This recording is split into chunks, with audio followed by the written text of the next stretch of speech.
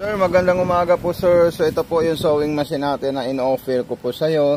Napakaganda po ito at bagong arrival natin sir. So ito po yung free niyan transformer sir. Ayan po siya. Kasama na po yan. So dyan po natin isasaksak yung ating wire sir. At sasampulan po natin itong Juki brand natin na napakaganda. Okay? So ito po yung wire natin. Nasa gilid po siya. Ito po siya sir. Then isasaksak po natin dito yan sir. Ayan. So magkakaroon na po siya ng power. Ito po yung monitor LCD niya.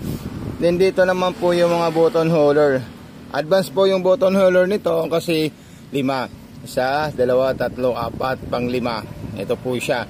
Pero majority na ginagamit natin, ito po siya. Pag gagamitin natin yan sir, dito po tayo magpipindot. Okay? Then meron po tayong mga freebies dito sir. Ayan, papakita ko po sa yung mga freebies niya. So ito po sir, kompleto po yan. Then dito naman po yung ibang gamit niya, freezer foot at saka yung button holder guide.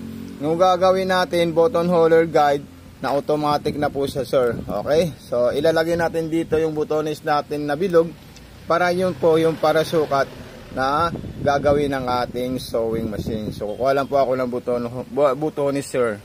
So ito po sir yung butones natin. Ayan po siya. Okay, so ito po siya. Then tatanggalin ko po siya sir. Then ito rin tatanggalin din natin. Ito may pinipindot tayo sa likod na kulay black para matanggal po ito. So ayan po siya sir. Then ito naman ilalagay natin ito sir. Ayan. Ayan. Pag nailagay natin yan, so okay. Pag nailagay natin yan sir, then ang gagawin natin dyan, mayroon po tayong ibababa dito na bakal. So ito po siya. Trademark po ito ng button holder. Kasi lumalabas po dito, pag hindi niyo po ito binaba, yung trade button holder niya. Ayun po siya. Dapat daw, ibababa po daw natin ito. Okay, so maglalagay po tayo ng sinulid sir sa taas para makita niyo po siya. Ito. Ayan. Ito po yung sinulid natin ha. Yan po yung ilalagay natin.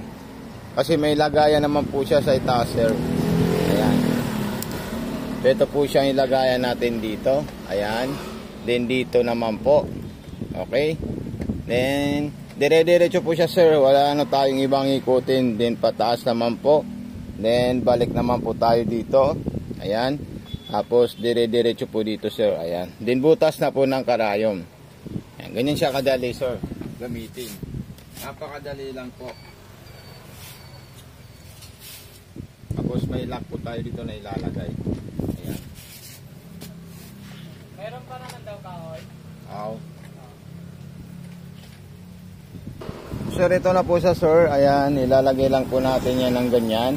Pag nailagay natin dyan, ibabaan nyo lang po yung trademark ng button holder na bakal. Ayan po siya. Ayan. Then ang susukatin niya yung butones na pinagawa natin sa kanya. Basta ilalagay nyo lang po dito sa harapan sir. Okay? Then pipindutin nyo lang po ito para tumakbo po yung sewing machine natin. So ayan po siya. Automatic na po siya sir. Siya na po yung gagawa ng button holder dyan. Hindi nyo na po kailangan isukat at hindi nyo rin po kailangan habaan. Kung ano man po yung butones na nilagay nyo dyan, yun din po yung gagawin niya. Okay? Then kung gusto nyo po iksihan, so ituturo ko naman po sa inyo sir kung paano nyo po siya iksihan.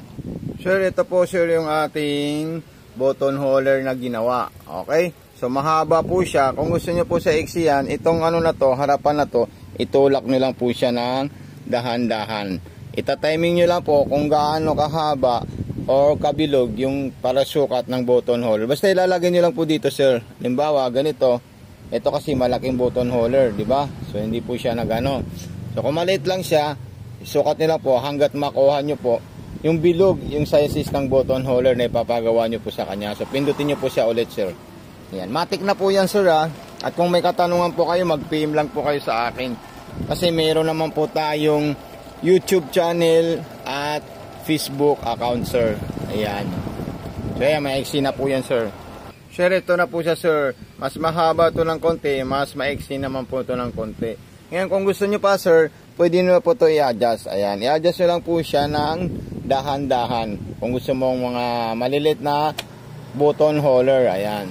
Kasi nakukuha naman talaga yung sizes. Ito para sa sizes kung gaano kalaki, gaano kahaba yung ipapagawa mong button holder sa kanya, sir.